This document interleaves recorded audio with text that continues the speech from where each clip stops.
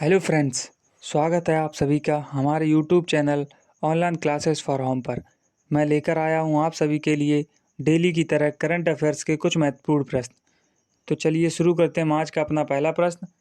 राष्ट्रीय हरित अधिकरण ने कचरा प्रबंधन में विफलता को लेकर गाजियाबाद नगर निगम पर निम्न में से कितने करोड़ रुपए का जुर्माना लगाया है?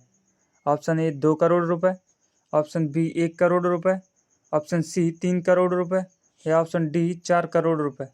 तो दोस्तों हमारा सही आंसर होगा ऑप्शन बी 1 करोड़ रुपए। राष्ट्रीय हरित अधिकरण ने कचरा प्रबंधन में विफलता को लेकर गाजियाबाद नगर निगम पर 1 करोड़ रुपए का जुर्माना लगाया है। इस राशि का इस्तेमाल पर्यावरण सुधारने के लिए किया जाएगा।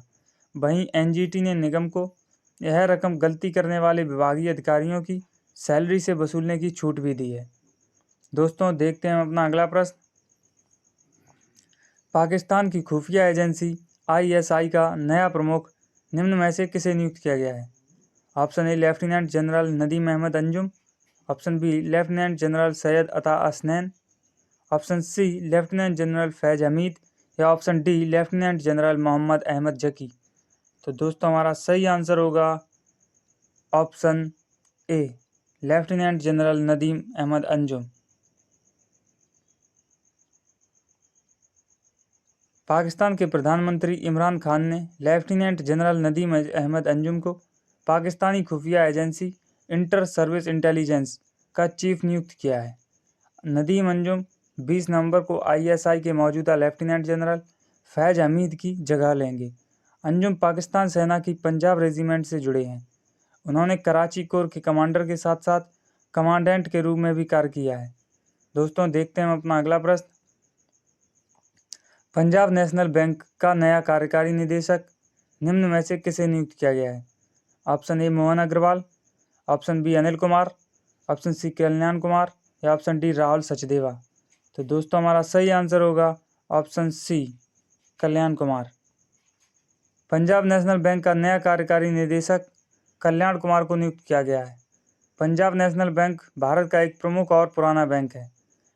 यह एक अनुसूचित बैंक है। पंजाब नेशनल बैंक को 19 मई 1894 को भारतीय कंपनी अधिनियम के तहत अनारकली बाजार लाहौर में इसके कार्यालय के साथ पंजीकृत किया गया था। कल्याण कुमार को बैंकिंग कंपनी अधिनियम 1970 बोर्ड के तहत बैंक में पद ग्रहण करने की तारीख से 3 साल की अवधि के लिए या अगले आदेश तक जो भी पहले हो के लिए नियुक्त किया गया है। दोस्तों देखते हैं अपना अगला प्रश्न। भारतीय मूल की अनीता आनंद को निम्न में से किस देश की नई रक्षा मंत्री बन गई हैं? Option A Canada, option B Nepal, option C चीन या ऑप्शन डी पाकिस्तान। तो दोस्तों हमारा सही आंसर होगा ऑप्शन ए कनाडा। अनीता आनंद लंबे समय से कनाडा के रक्षा मंत्री रहे भारतीय मूल के हरजीत सज्जन की जगह लेंगी। वे कनाडा की पहली हिंदू और देश की दूसरी महिला रक्षा मंत्री है। अनीता से पहले कनाडा की एकमात्र महिला रक्षा मंत्री पूर्व प्रधानमंत्री किम कैंपबेल थीं, जिन्होंने 1993 में 4 जनवरी से 25 जून तक 6 महीने के लिए यह पद संभाला था। दोस्तों देखते हैं अपना अगला प्रश्न। श्रीनगर से संयुक्त अरब अमीरात के शारजाह के लिए सीधी उड़ानें शुरू करने वाली पहली एयरलाइन कौन सी है? Option A Go First, option B Air India, option C SpiceJet या ऑप्शन डी विस्टारा। तो दोस्तों हमारा सही आंसर होगा option A Go first.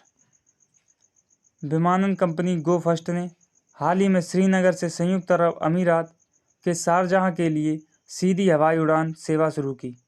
Jammu Kashmir की ग्रीष्मकालीन राजधानी श्रीनगर से सीधी अंतर्राष्ट्रीय हवाई उड़ान सेवा देने वाली गो फर्स्ट देश की पहली एयरलाइन है।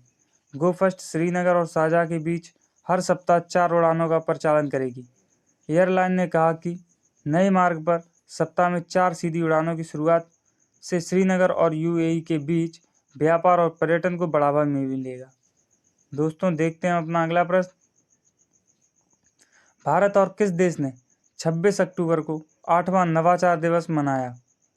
ऑप्शन ए चीन, option B Japan, option C रूस या ऑप्शन डी स्वीडन। तो दोस्तों हमारा सही आंसर होगा ऑप्शन डी स्वीडन। भारत और स्वीडन ने 26 अक्टूबर को 8वां नवाचार दिवस मनाया। इस ऑनलाइन कार्यक्रम के दौरान उन्होंने जलवायु परिवर्तन के कई पहलुओं और हरित परिवर्तन लाने के संभावित समाधानों पर चर्चा की। जलवायु परिवर्तन के कई पहलुओं पर चर्चा के लिए एक दिवसीय कार्यक्रम को 9 भागों में विभाजित किया गया था। दोनों पक्षों ने हरित परिवर्तन शुरू करने के संभावित समाधानों पर भी चर्चा की। दोस्तों, देखते हैं अपना अगला प्रश्न। राष्ट्रीय कौशल विकास निगम ने निम्न में से किस कंपनी के साथ मिलकर skill India impact bond launch किया है? Option A Rashtriya Jal Vidyut Nigam, option B Indian oil corporation, option C British Asian trust या ऑप्शन डी रिलायंस इंडस्ट्रीज। तो दोस्तों, हमारा सही आंसर होगा option C British Asian trust. राष्ट्रीय कौशल विकास निगम ने ब्रिटिश एशियन ट्रस्ट के साथ साझेदारी में skill India impact bond launch की। वैश्विक भागीदारों के सहयोग से भारत में कौशल विकास के लिए अपनी तरह का पहला और सबसे बड़ा 14.4 मिलियन अमेरिकी डॉलर का फंड शामिल है, जो 50,000 युवाओं को रोजगार देकर लाभान्वित करेगा। यह अपनी तरह का पहला नवोन्मेषी बॉन्ड होगा जो कौशल विकास में निजी क्षेत्र को निवेश करने के लिए प्रोत्साहित करेगा। दोस्तों, देखते हैं अपना अगला प्रश्न। हाल ही में किस देश ने पहली बार देश के सीमावर्ती क्षेत्रों के संरक्षण और शोषण पर एक राष्ट्रीय कानून बनाया है? Option A Bharat, option B चीन, ऑप्शन सी नेपाल या ऑप्शन डी बांग्लादेश। तो दोस्तों, हमारा सही आंसर होगा ऑप्शन बी चीन। चीन ने पहली बार देश के सीमावर्ती क्षेत्रों के संरक्षण और शोषण पर एक राष्ट्रीय कानून बनाया है। नए सीमा कानून का समय महत्वपूर्ण है क्योंकि चीन वास्तविक नियंत्रण रेखा पर भारत के साथ लगातार संघर्ष कर रहा है। मीडिया रिपोर्ट के मुताबिक क्षेत्रीय तनाव के बीच राष्ट्रीय सुरक्षा बनाए रखने और कानूनी स्तर पर सीमा संबंधी मामलों के प्रबंधन के उद्देश्य से नया कानून बनाया गया है। दोस्तों, यह हमारा आज का अंतिम प्रश्न था और हम आज का करंट अफेयर्स यहीं समाप्त करते हैं। मिलते हैं कल फिर नए करंट अफेयर्स के साथ।